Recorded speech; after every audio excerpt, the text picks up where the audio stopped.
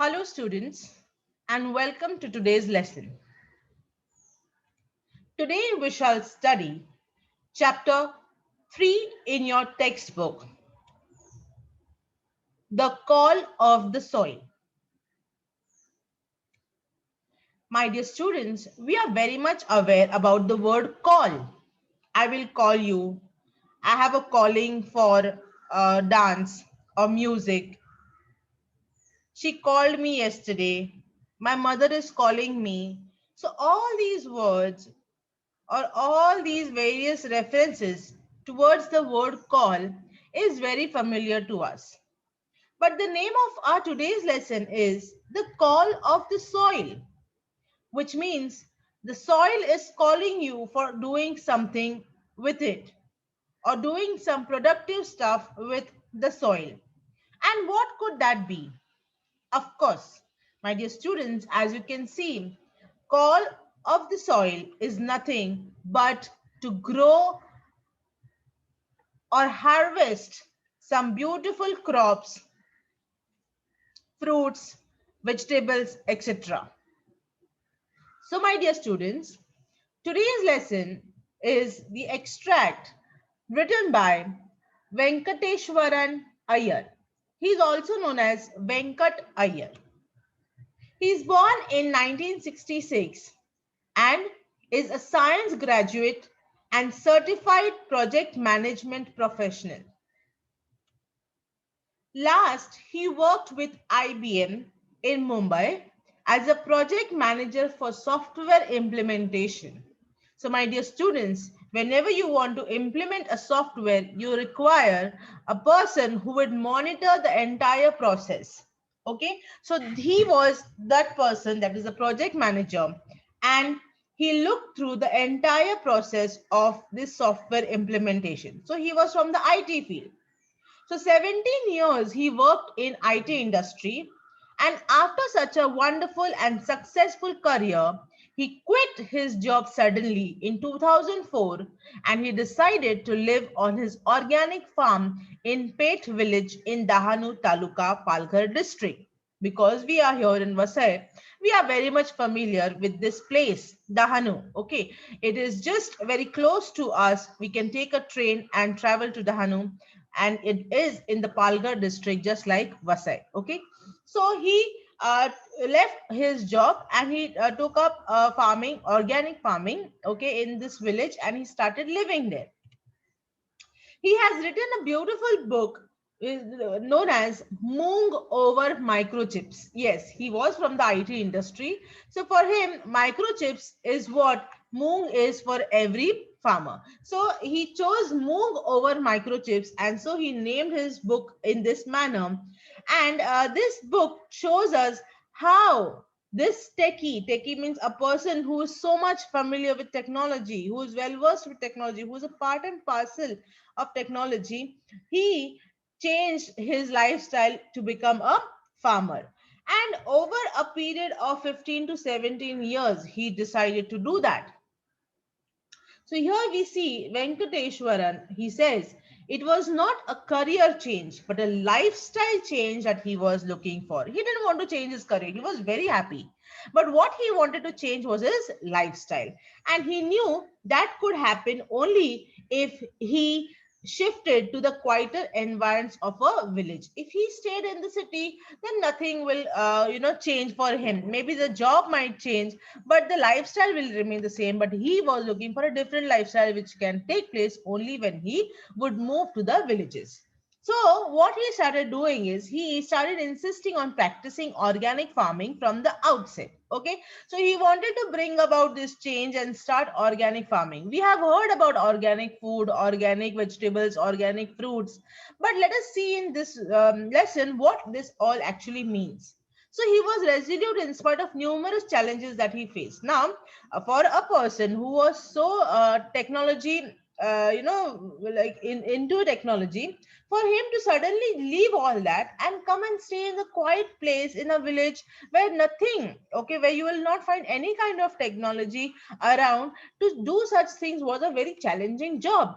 But he did solve, he did face these challenges with great enthusiasm, because he wanted to do something different in his life. Okay, so he met these challenges with courage, and today we know that he is one of the famous person who has, witnessed such kind of a change. So here they have shown in the picture, you can see, when when you see, when you go into the villages, there are pros, that is, you get fresh food, you get no air pollution or little air pollution or noise pollution. But the cons are that there is no F1 key for help or a manual. Like in the IT industry, if you just press F1 key, then you get the entire manual for the entire process. But here it is not so. You have to learn from nature.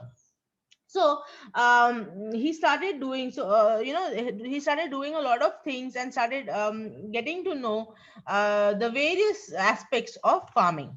Now today, not only does he deliver lectures on farming, organic farming, but also has joined hands with organic farmers and NGOs, which in the organic field, working in the organic field to propagate organic farming. So what he has done is he himself only not only does he himself practice organic farming, but he also has joined hands with all the NGOs, okay, non-government organizations, who work towards organic field, who work to promote organic field and organic agriculture, so that we get a proper harvest. Okay, so all this he has done to ensure that the land at least is not ravaged while they try to make a living out of agriculture. So he understands that the soil, Mother Earth, gives us so much, okay, without us giving anything to it. And so we have to pay respect to Mother Earth, to the soil that we have,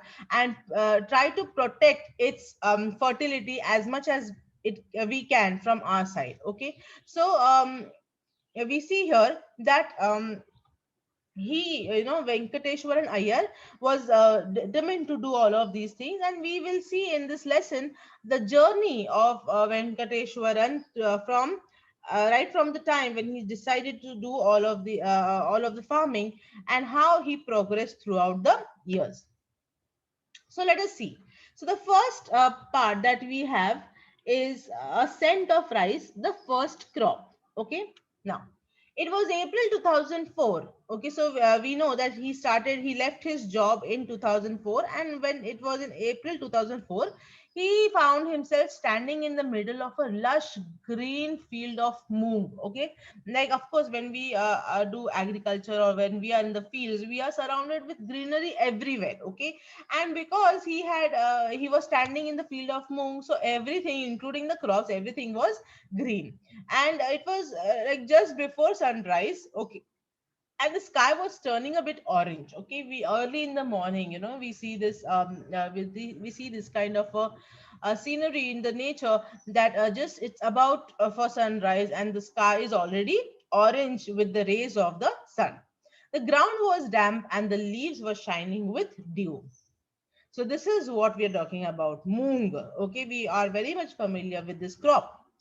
My bare feet were muddy as he walked around gingerly, inspecting the plants. So, because now he was in his own field, so he was enjoying the scent of the earth, the freshness of the leaves, the dew, and the beautiful morning. And he was just going around inspecting every plant properly. And he was not wearing any kind of footwear. He was bare feet, because he wanted to involve himself completely with the process of farming.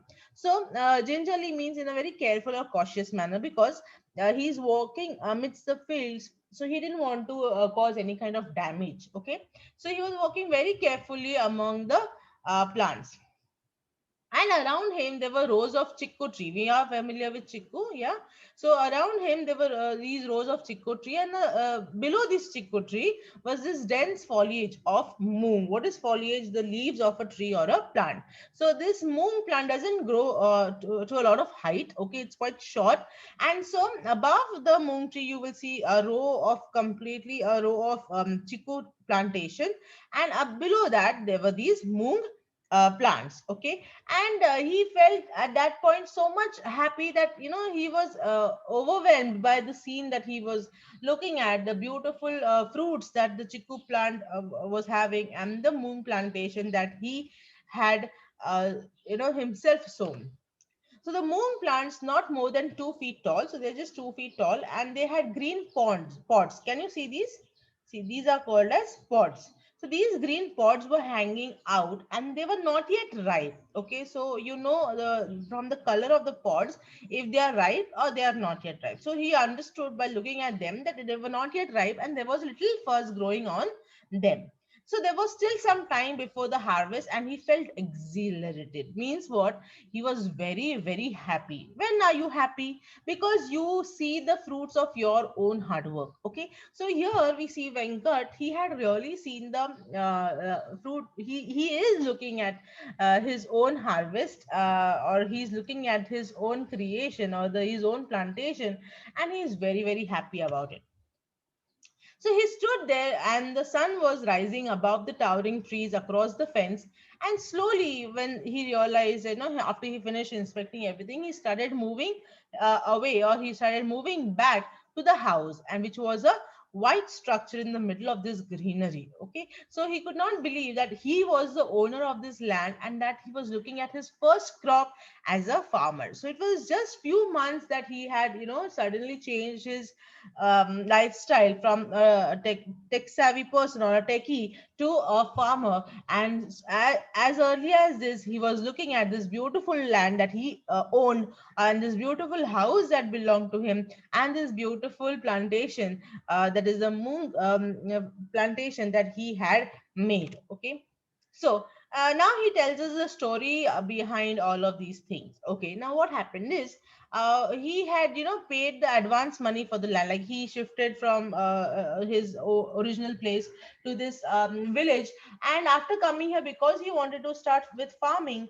he had to purchase a piece of land. So he bought a piece of land. Okay, he paid some advance for that land, and he thought that he would have some time to get familiar with farming, because he had just purchased, he had just come new, he was new to this entire setting. And so he thought he'll take some time first to study about the various aspects of farming. So he paid some advance and started having a look at the land, and the way things were happening around. Okay, but there was this person, that is Moru Dada. He was the broker. Okay, you know the broker, a person who helps you get a piece of land, or a building, or a house, or a flat, or something like that. Like, he's kind of a middle person, okay, between the owner and you. Okay, so Moru Dada was a broker, and he helped Venkateshwaran Iyer to get this piece of land. So he had different ideas in his mind. Now, what was his ideas was, he was keen that as soon as Venkateshwaran purchased this land, he told him that you should start planting moong, okay, at once. So do not wait. You have the piece of land, so just buy some seeds and start planting moong. So like Venkateshwaran Iyer was not prepared. The author was not prepared for this, because he was new to this place. So he was just reading some books, and he was trying to figure out how they could sow the seeds, and how we should go about the entire process of farming. But Morudata was very anxious, just like Venkateshwaran, and he said, without waiting or without doing anything, do you just start planting more. So he was quite firm, and he said that the season also was right. Of course, we know when it comes to farming, you have to wait for the right season. And because Venkateshwaran had purchased the land just in the right time, he told that now the season is right, so do not have to wait. Just start sowing moong, and the best seeds were. He told that the best seeds will be available in Surat, in the adjacent state of Gujarat. So he told him the place from where he should buy the seeds and everything, and he said, just you go and buy those seeds and start planting moong. So Venkateshwaran, now, because he was very convinced that Moru Dada would give him the right advice, so he just made a trip to Surat, and he brought around 10 kilograms of moong. Just 10 kilograms he brought, because he was not aware about how it would turn up into. So he just purchased 10 kilograms of moong, and he came back. After coming back, now, of course, the first thing before sowing the seeds would be plowing the entire land. So he took Moru Dada's rented tractor, and he started plowing the land. And after he finished plowing, he quickly planted moong all over the place. Now, just after a few days, he noticed that there were these tiny green leaves that were started to that started to come up from the soil. Okay, and he was so happy looking at those tiny leaves. Yeah, because like I personally I have this experience, like when you sow that seed, and when we wait every day, like waiting when will the plant grow, when will the plant grow, and suddenly you see this beautiful delicate tiny leaves coming out. The joy is completely different. So he had experienced that kind of joy because he had never seen moon growing before, and he was thrilled at the entire site because he had the whole land which was which had started to sprout. So it was the same thrill that he had felt as a young boy when he saw the first of the hibiscus which he had planted at the railway quarters in Vileparle in Mumbai. So earlier he was staying there, and there as well he had planted this beautiful hibiscus tree, and he saw the first hibiscus flower on the plant. The way he was happy, similar feeling was even today. So the next thing what Morudada told is, okay, so now you sowed the seeds and the shoots or the tiny leaves have started coming up. So the next thing you have to do is you have to start spraying some pesticides on the plants. Now, when he said that, he also told him why. Morudada said that if you spray pesticides, then you will get greater yield. Okay, so your harvest will be more than you would expect. Okay, just because you spray some pesticides. Now, this was something that Venkateshwaran Iyer was not okay about. He did not agree about this. He didn't want to do this. Okay, he was very clear that he will not use any kind of chemicals, and he tried to explain Morudada why. Okay, why he tried to explain Morudada why he should not use any kind of chemicals and let the moong plants grow the way nature wants it to grow. Okay, so naturally, let it grow completely naturally without any kind of chemicals or pesticides. Okay, so he started convincing okay, so he was very clear that he would not use any chemicals, and he tried to explain it to Morudada. But Morudada, he reacted as if we had suggested harakiri. Now, what is harakiri? A formal way of killing yourself. So, Morudada thought that is Venkat Iyer trying to, kill himself? Not like literally kill himself, but yeah, accepting defeat. Here it means accepting defeat. And he thought that Venkateshwaran Iyer was already accepting defeat by denying to spray some kind of pesticides and chemicals. He thought that he didn't want the plants to grow the way they should grow. Okay, that is what Morudada thought. And so it took a lot of convincing to ensure that Morudada and his friends did not use any chemicals on the farm. So he had to convince him a lot that he should not use any chemicals, and for that he had to involve a lot of time in making him understand. So they refused to understand how crops could grow. Now, Morudada, for him, it was completely new concept because all these years in farming, they have been using chemicals, fertilizers, and that was the thought behind this entire process, that if they will use chemicals and fertilizers, only then the crops will grow properly and they will give good harvest. But Venkateshwaran Iyer made him understand that it was not really that way. Okay, it was not the way he was thinking, and crops would grow even without spraying the pesticide. That is what he wanted to make him understand. So, contrary to what everyone had told Venkateshwaran Iyer, nature did her job. Now, Venkateshwaran Iyer was supporting nature, he was for protecting the nature.